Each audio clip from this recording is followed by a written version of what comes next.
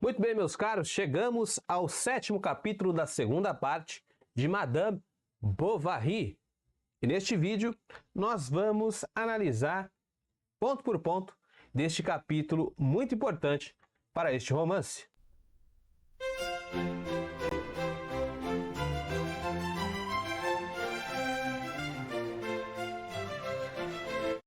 Muito bem, meus amigos, o que acontece? O que sucede? Emma Bovary está em lágrimas, está chorando desesperadamente a partida do mancebo, do seu amor platônico. Léon foi embora. Para quê? Para completar lá os seus estudos, para viver a sua vida desvairada, a sua vida inconsequente que ele tanto fomenta em seus pensamentos. Lembra que ele é uma pessoa pusilânime, ele é fraco, assim como Emma, então não concretiza as coisas que imagina. Tanto é que não deu realmente em cima de Emma, não foi para cima, não tentou de alguma maneira concretizar a relação. O amor deles viveu no campo dos pensamentos, no campo dos sentimentos apenas, ok? Inclusive, terminamos o vídeo passado observando que nem sequer um beijo de despedida, um abraço, nada desse tipo, certo? Pois bem, então Emma está vivendo a ressaca, né, desta maré de pensamentos platônicos que foi o relacionamento entre Emma e o Léon, ok? E meus queridos, é absolutamente natural que esta ressaca precise de uma contrapartida.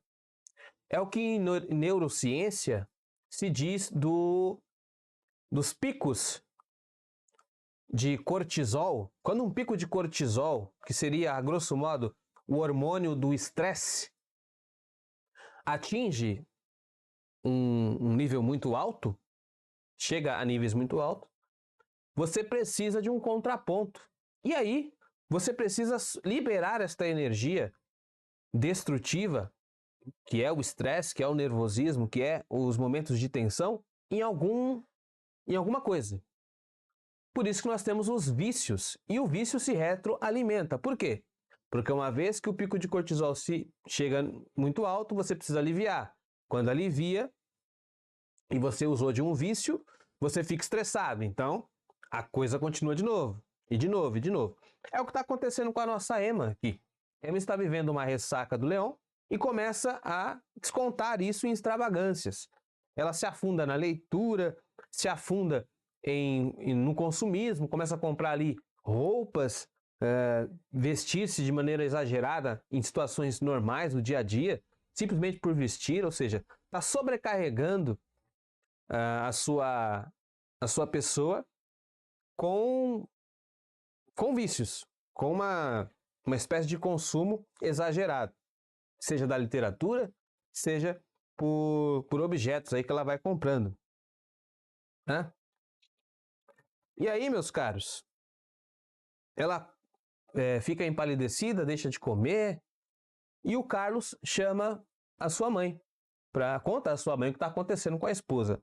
E aí ela dá um diagnóstico que também é respaldado por neurocientistas. Hoje a ciência sabe que para nós sairmos desse campo vicioso, deste mundo dos pensamentos, aliviar um pouco a nossa tensão, nós devemos nos apegar à realidade mais concreta. E o que a mãe diz? A mãe diz o seguinte: sabe o que falta à sua mulher? Ocupações concretas, obrigatórias, trabalhos manuais. É justamente isso. Quando você pratica uma atividade física, quando você se encontra em um trabalho manual, um artesanato, ou seja, é uma maneira de colocar os pés no chão novamente, ok? E é interessante o porquê a mãe de Carlos faz esse diagnóstico. Ora, de alguma maneira, a mãe Bovary reconhece as suas inquietações, porque sabe que são fruto de idealizações que ela também já teve com a vida. Vai lembrar o vídeo 2 desta série, que nós tratamos exatamente dos pensamentos, da personalidade, melhor dizendo, dos pais do Carlos. Nós tratamos da personalidade da mãe do Carlos, que foi forjada num numa espécie de fantasia que ela tinha e o confronto com a realidade. E ela resolveu tomar para si a vida do Carlos, se apegou à realidade a partir dos cuidados maternos a respeito do Carlos. Óbvio que de maneira exagerada, acabou desenvolvendo ali um complexo e direcionando a Carlos, jogando sobre ele todas as suas ilusões. Tanto é que ela acaba tomando a vida de Carlos para ela. Ela decide a esposa, decide a profissão do menino, decide onde ele vai estudar, onde ele vai morar, onde ele vai exercer a profissão. Enfim, ela toma a vida do Carlos. De maneira exagerada, é verdade. Mas foi um meio, um recurso que ela utilizou. Foi um ponto de inflexão que ela encontrou para se agarrar à realidade. Qual seria aqui este ponto de inflexão na vida de Emma? A sua filha. Mas você vai reparar que tanto no capítulo 5, no 6, no 7, no 8 e no 9, pouco se menciona a filha. Pouco se fala de Berta. E seria aqui um porto seguro para que Emma saísse do campo das ideias, desses devaneios, desses vapores, como vai usar aqui o Flaubert, e se assentar, depois dessa revolução toda, na realidade, cuidando da sua filhinha. Pois bem, Emma fica proibida assim de ler, de continuar aquelas extravagâncias dela, assim, precisamente com a literatura. Por quê? Porque se entende que ela está sendo influenciada por uma literatura romanesca que fantasia as relações. E você há de convir comigo que é verdade. Existem, e aqui uma crítica do Flaubert a respeito do gênero, né? Desse gênero literário. Justamente contrapondo aqui com o realismo. Por quê? Porque faz com que, a partir dessas leituras, o nosso pensamento acerca das relações humanas fique também fantasioso. Um exemplo prático para entender isso é você assistir um filme de sessão da tarde, esses filmes romanescos aí, onde tudo é perfeito, tudo é maravilhoso, no final tudo dá certo, em que as relações estão sempre no nível da paixão, do ardor, e não descem para a monotonia, para a realidade vivida. Sempre fica no espetacular, nunca vai para um banheiro entupido, para uma privada entupida. É sempre fantasioso, sempre maravilhoso. Não há discordâncias entre os casais. E se tem, a coisa se resolve. Não é uma questão particular. Ou seja, as pessoas não se mostram como indivíduos. Sempre estão divididas, sempre são um recorte daquilo que o outro está projetando, daquilo que o outro está esperando. Não existe relacionamento. Existe a projeção. Eu olho para o outro esperando aquilo que eu quero que ele seja e não o que ele é. Falamos muito disso na primeira parte e eu vou continuar alertando sobre este aspecto. Emma, Charles, Leon, eles não amam, propriamente dito, a realidade, mas as projeções que fazem das pessoas. Ou seja, em última análise, amam aquilo que gostariam que existisse, não de fato o que existe. Pois bem, e qual é a válvula de escape de Emma nessa situação? Bom, tudo está sombrio, tudo está nebuloso, seus pensamentos não estão legais. Para onde que ela vai? Ela vai à janela. E o próprio Flaubert nos diz o que é a janela para os camponeses. Bom, a janela representa a fuga do pensamento, um recorte por onde ela enxerga a vida. Emma estava debruçada à janela. A janela na província substitui os teatros e os passeios. É por onde a alma vai devagar. A alma busca esta janela, esta fuga, para onde ela possa correr nos momentos em que o seu redor a desespera. Muito bem, meus caros. Acontece que por essas bandas vai chegar um sujeito sagaz, experiente no trato, no relacionamento, um sujeito de 34 anos, cascudo, calejado da vida, chamado Rodolfo. Sim, O Rodolfo é o Dom Juan da roça, sujeito que tem posses, que já conquistou coisas na vida, sobretudo no campo dos relacionamentos.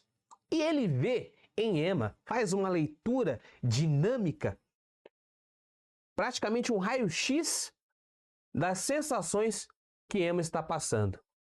Vê que ela é muito bonita, observa que o seu marido não lhe dá a atenção devida, ou pelo menos a atenção que Emma espera, e decide capturar aquela presa, pegar aquela mulher, tomar aquela mulher para si. Como que ele fará isso? Ora, ele é um sujeito perspicaz, no sentido de que sabe exatamente o que fazer. Então, ele vai usar de gracejos, vai falar aquilo que ela quer escutar. Ele entende que o espírito de Emma é um espírito inquieto, mas que com 3 ou 4 gracejos, 3 ou 4 palavras doces, vai ser suficiente para ele conseguir arrebatar aquela mulher e fazer o que o Carlos não tem feito. Rico e bonito é a observação que Flaubert nos diz. Emma estendeu seus olhos com admiração. Como é que este Rodolfo chega? Bom, ele é um sujeito que está ali pela cercania, muito interessado no comício que vai acontecer, coisa que nós falamos ali no capítulo 6, que é uma espécie de feira do agro ali. E ele está trazendo não só mercadorias, mas traz ali consigo a sua companhia, os seus escravos, os seus servos. E um deles está precisando de um atendimento médico. Perceba, há aqui um paralelo com a situação que aconteceu lá no 2º capítulo da primeira parte. Ou seja, há um chamado, a realidade grita, anunciando esta mudança, e é o mesmo que ocorre, um atendimento médico. Este Rodolfo traz o seu servo precisando de uma sangria, precisando dos cuidados médicos de Charles Bovary, que, não canso de dizer, é um médico do corpo, mas Emma precisava de um médico da alma. O déficit que Carlos tem ao tratar com a alma desenrola praticamente todo esse romance. Emma precisava de um médico do espírito, mas Carlos é apenas um médico do corpo, certo? E este médico do corpo resolve ali ajudar este ilustre, essa pessoa de renome, que é o Rodolfo, e precisando ali da ajuda da Emma para atender esse paciente, Emma tem um primeiro contato com o Rodolfo, que logo percebe todas as características que eu já falei aqui para você. Que o Charles é um bocó e que Emma morre, suspira de amores fantásticos. E ele sabe exatamente a receita para capturar esse tipo de donzela. Palavras de Rodolfo. Parece-me bem estúpido, marido. Rodolfo faz uma leitura dinâmica da vida infeliz de Emma num piscar de olhos. Descobre sua ânsia por galanteios e decide tomá-la por posse adorável. Como é que ele vai fazer isso? Ele vai falar aquilo que Emma quer ouvir. Ponto importante, meus caros. No próximo capítulo, nós vamos ver a obra-prima dentro da obra-prima, que é o capítulo 8 desta obra, em que o Flaubert mescla o discurso político com o discurso amoroso de Rodolfo. Muito bem, meus queridos, este foi o 7º capítulo da segunda parte. Se você, assim como eu, está se preparando para a Olimpíada de Literatura, que vai tratar deste romance, Madame Bovary, você encontrou o canal certo, porque aqui nós vamos além da leitura, mais do que as palavras querem nos dizer. Nós fazemos uma interpretação real e pretendemos colher do livro aquilo que ele mais tem de importante para contribuir com o nosso espírito. Porque é por isso que a obra atravessou os séculos, porque ela fala ao coração. Eu sou Emma Bovary, você é Emma Bovary, nossas almas são inquietas, são intensas, são